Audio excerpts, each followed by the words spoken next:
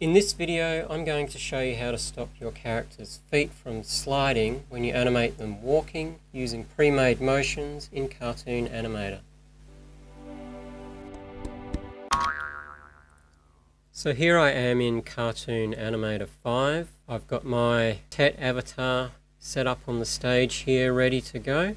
I'm going to be using the free resources here. I'm going to open the animation pack and then I'm just going to search for a walk cycle or walk motions, and I'm going to go right to the top of here, and you'll see we've got a couple of different walk cycles. We're going to ignore the front facing walk cycles for this video. I'm going to concentrate on the side facing walk cycles, and you'll see this one is broken up into 3 motions. We've got the walk forward 1S, which the 1S means it's the first motion or start motion in a walk cycle or in a sequence, and we've got the walk forward 2L, which means it's the second motion in this sequence, and the L stands for loop. And then we've got the walk forward 3E motion, which obviously stands for the third motion in the sequence, and the E stands for end. Now these particular motions here used to be called root motions or pivot motions, and they used to be symbolized by having a couple of lines behind the character on the icon, but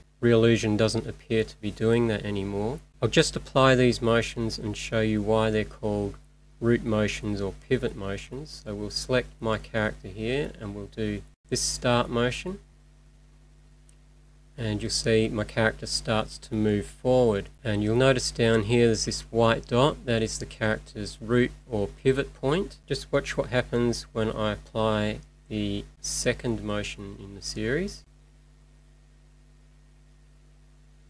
So he's walking along fine. You'll notice the root motion or root point, pivot point here hasn't changed position. You can see if I roll over it, it's actually on 0. And you'll notice when the character was walking, there was no foot sliding or anything like that. If you wanted to keep the character walking along, you just keep applying this same motion. You can't loop these motions, because when you do, so if I open up the timeline, go into the motion track, you'll see this is the loop motion just here, and if I try to loop it by using the loop function, to select it and make sure the loop function here is on, you'll see if I loop this one time and then drag playhead along, we're going fine, and now we're about to loop and the character snaps back. So that's not the way to loop this kind of motion. That happens because this part of the motion is an exact copy of this part, and in this part of the motion the pivot point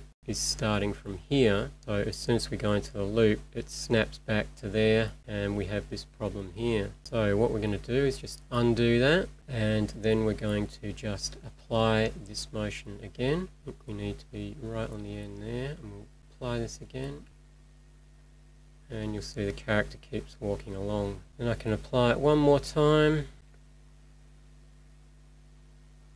and then we'll apply the final motion here. I'm just going to turn off the timeline for a second so we can see this better. Apply this final end motion, brings the character back to a nice standing still pose again. And you'll say, what's that got to do with foot sliding? Well, that's one solution for how to solve foot sliding, is to use these root-based or pivot-based motions, specifically designed to eliminate foot sliding altogether. The only problem being now that the root or pivot point of this character is over here. For example, if I wanted to make this character walk back the other way, the logical thing to do would be to flip the character and then make it walk the other way with the motions. But watch what happens if I use the flip button up here, and the character suddenly disappeared. And that's because the character flips based on where the pivot point is, which is over here. If I get out of record mode and zoom right out in preview mode, you'll see that my character is all the way over here because the flip button flipped it from this point, so it went from over here and flipped it right the way over here. And the only way that I've found to fix this problem, because there is no way to reset this pivot point without messing up the walk motions you've just applied. So I'm going to go undo, put character back and we'll go back into record mode. If you go into the timeline, you'll notice if I go to the end here and right click on the motion, in this menu there's this thing here called reset pivot. Now if I reset the pivot here, what you would logically think is going to happen is that this pivot is going to reset underneath the character. That's not the case. So if I do reset pivot, you'll see the character resets to where the pivot point is. And now if I scrub the playhead back through these motions, basically messed up that last motion. And I've experimented quite a lot trying to find a solution to this, but there is absolutely no way that you can reset that pivot point without messing up your previous motion that I can find. So I'm going to undo that. There is even a track for this pivot point, so if you open up the 2D motion key editor, and you see in the hierarchy view here, you can actually select the root or pivot there. See it's selected, and we've got a track, root transform. But even doing anything in here, like if I try and put a keyframe in there, so I go add keyframe, all it's going to do, put a 0 keyframe in, and if I try and move this root over to the character, the whole character just moves. So I'm just going to undo that. And it says you can hold down the hotkey E to move a bone independently, but that doesn't apply to the root point. So if I hold down E key and move, see everything's just moving along with it. So I won't go into any more than that, just know that I've experimented a lot, and if you know if there's a way to reset that won't mess up previous motions, please let me know. But this is the solution I've worked out for if you want the character to walk back the other way. You can get out of the timeline, just make sure we're on this last frame of that motion, and open up the 2D motion editor, go to image view, make sure you've got the hip selected, and just do flip hip, this button here. That will flip the character around, and now we can apply our walk motions again. We'll go with the start walk forward motion,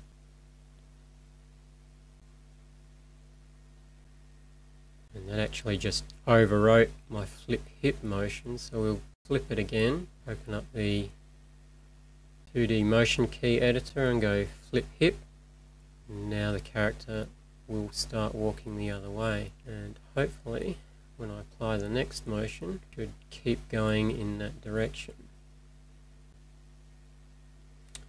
Right, it's going to make us flip the hip for every single one of these. Again, here, open up 2D motion editor, flip the hip, and that will get it walking back. Apply this again.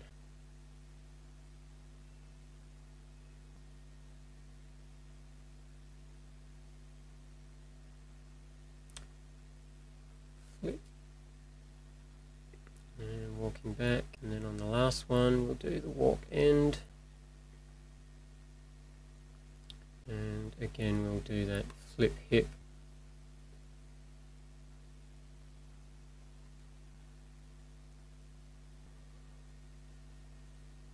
So there we go, we'll just play back that animation. I'll just bring up my flag points. Stop, turn off the timeline. If we play that back, my avatar walks along, no foot sliding problems whatsoever.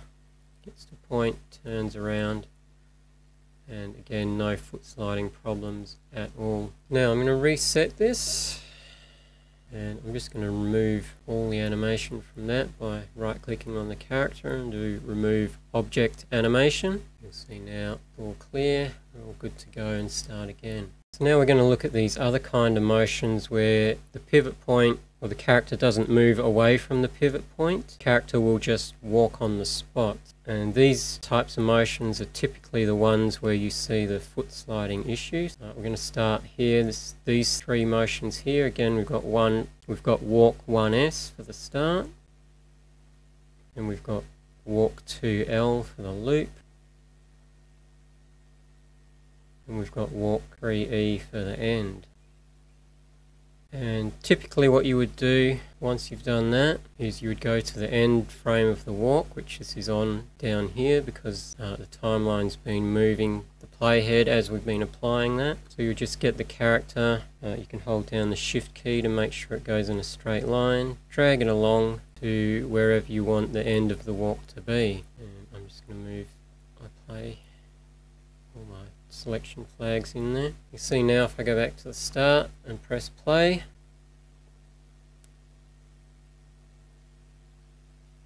you'll see there was quite a bit of foot sliding in there, particularly at the start and the end.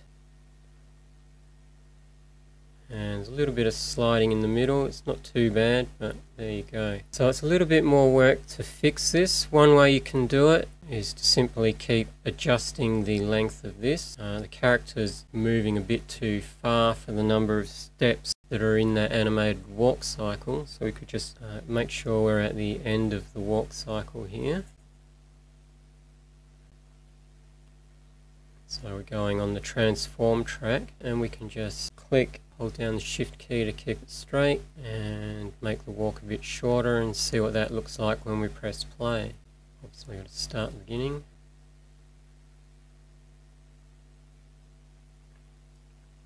And you'll notice there's a lot of slide at the start, and that's because I didn't actually start my walk cycle at the beginning here. So I'm going to copy this transform keyframe and paste it just here to get rid of that slide, so it's in the same spot as here.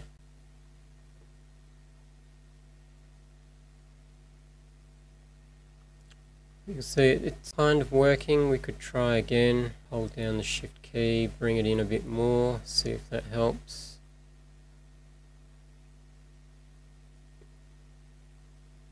It's gradually getting better, but you notice the slide at the beginning and the end of the walk. And that's because the character doesn't actually start walking straight away and doesn't stop at the very end of this motion. So what I'm going to do is show you the better way to apply these motions to get rid of the slide. So we're going to go back to the start of this animation, and we're going to remove all the object animation. And we're just going to apply the walk forward motion first, the start of the motion. And then what we want to do is, using the playhead, keep an eye on the feet and see exactly when the feet start moving. And if we wanted to, we could use the preview camera instead of the record camera and zoom right in on the character's feet. We can really see what's happening here. You see if I drag through here, the character isn't actually taking any sort of step, but this back foot is sliding and we don't want that yet. So what we want to do is really keep an eye on this foot and see when the character actually starts to move forward. So we're going to just go through one frame at a time.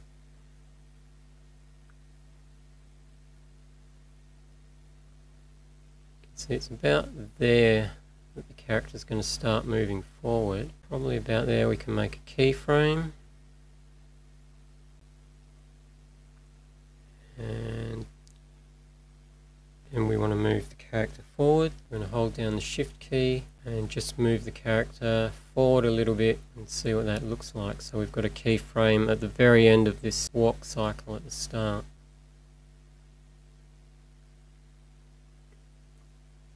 That's not too bad. If you don't feel it's quite right, go to the end and you can adjust it by either making the character closer together or making it further apart.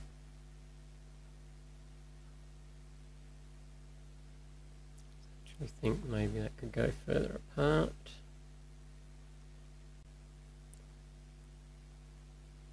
It's still sliding, so maybe even go a bit further. Remembering to hold down the shift key so that we don't go off at an angle.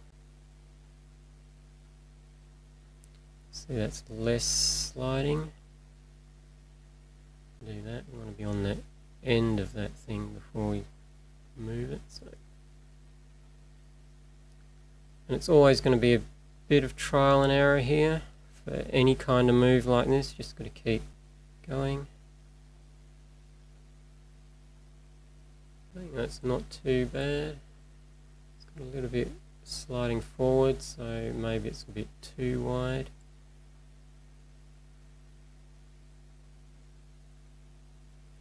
And I'd say that's pretty good for now. Now that we've got that one, we want to do the loop action. So we'll get the next one in this sequence and apply that, making sure that the playhead is at the end of our start action. And we'll double click on that. And again, all we do is grab the shift key so that this stays in a straight line and just move it however far we think that's going to be, and then see what that looks like with the playhead. See if the feet look like they're sliding.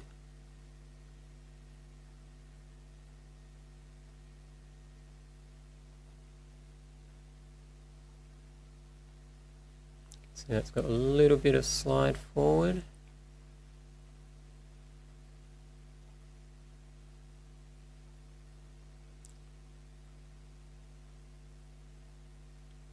So I need to shorten that just a little bit, so we go to the end, hold down the shift key and bring this slightly closer together.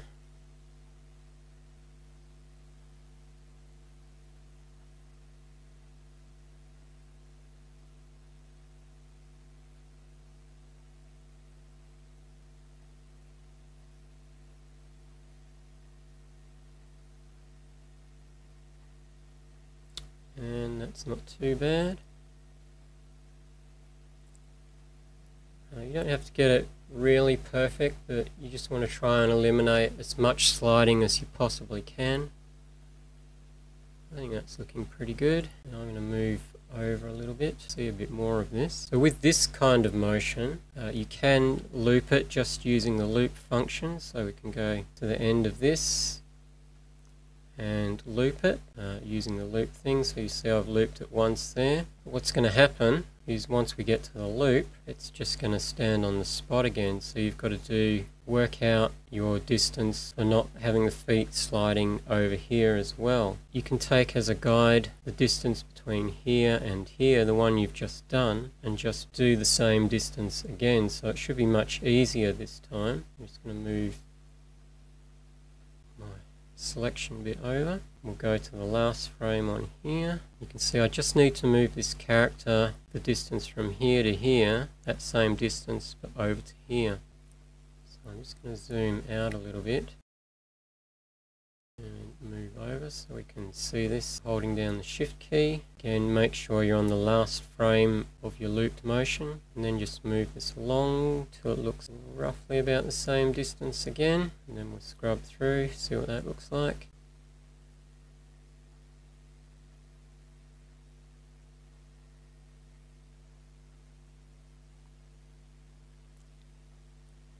And that's not too bad.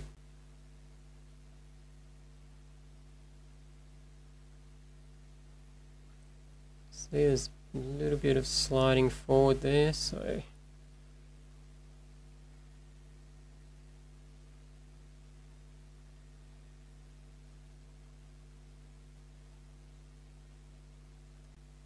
let's see, do we need to shorten it or lengthen it? I do it a little bit longer, see what that does. Might be shorten it that we need to do.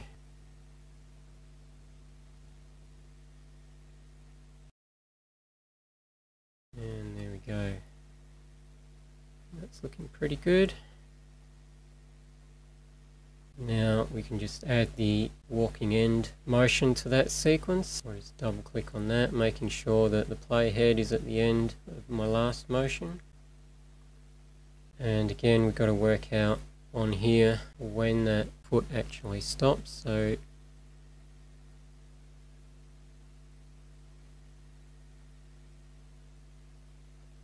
still moving there.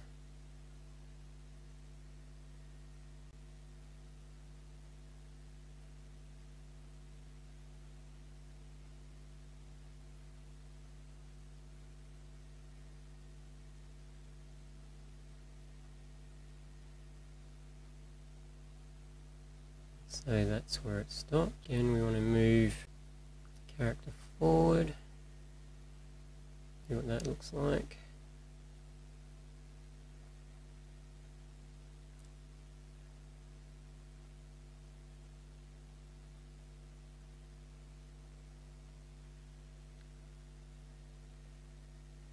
I would say that's not too bad. Maybe a tiny bit of sliding happening there, so we go back to that spot. If we shorten it just a touch.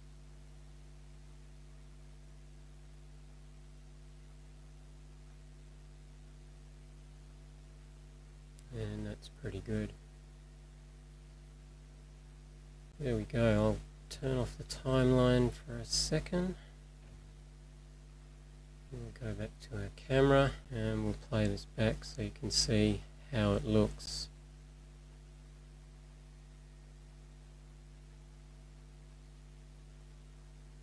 Now you notice the character at the start there was bouncing up and down, and then when it got to this point here he stopped bouncing up and down. Try that again, so you can see he's bouncing up and down there, and then he stops bouncing up and down, and then he gets bouncy at the end. If we go into the timeline, that's because this particular motion has FFD applied to it, and if you don't want that, you just open up this FFD track, and you can see here at the start we've got an FFD motion there, got an FFD motion there, and then because I've looped this one here and not looped my FFD motion, that's why he's not walking with that sort of bounciness when he gets here. So it's up to you which way you go. If you want to keep the FFD, all you need to do is click on here, loop this, and now the character's going to walk nice and bouncy the whole way through. Put it on full screen so you can get the full joy of watching him bounce up and down as he walks. But if you don't want that bounciness in, you just open up the timeline, select all of the FFD motions, holding down the control key to multi-select, and hit the delete key. And now when he walks, he won't have any of that FFD stuff happening, so we'll just have a look at that.